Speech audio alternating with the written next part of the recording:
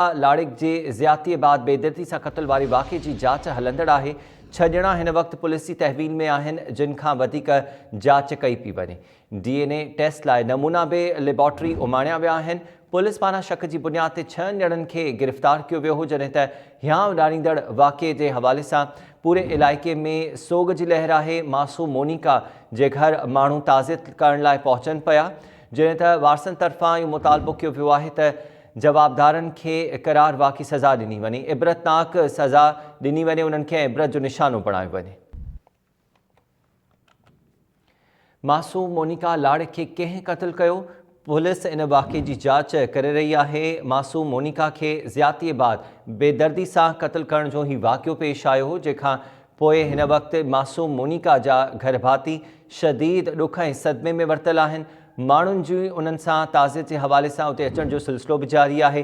पूरे इलाइक़े में सोग जी लहर आहे। पीर ॻोठ जो इलाइक़ो सदर जी भट्टियूं, जंहिंजे हादिल शाह ॻोठ में ही वाक़ियो पेश आयो हो। मासूम मोनिका इलाइक़े जे हिक हवेली में कमु कंदी हुई, जिते 2 ॾींहंनि खां उहा गुम हुई ऐं मुसलसल ॻोल्हा करण जे बावजूद बि मोनिका जो को पतो न पइजी सघियो, जॾहिं त ॻोल्हा करण ते उन जो केलनि जे बाग़ मां लाश मिलियो हो।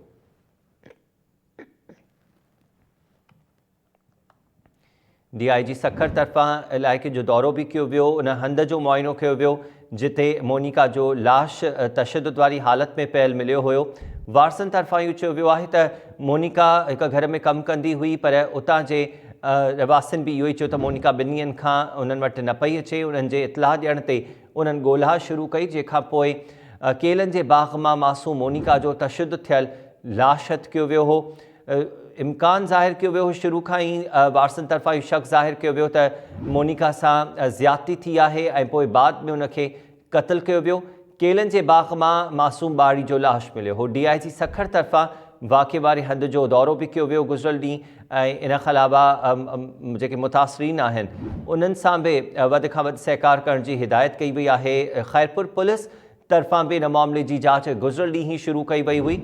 इब्तिदाई तौर ते 3 ॼणनि खे ऐं बाद में वधीक 3 ॼणनि खे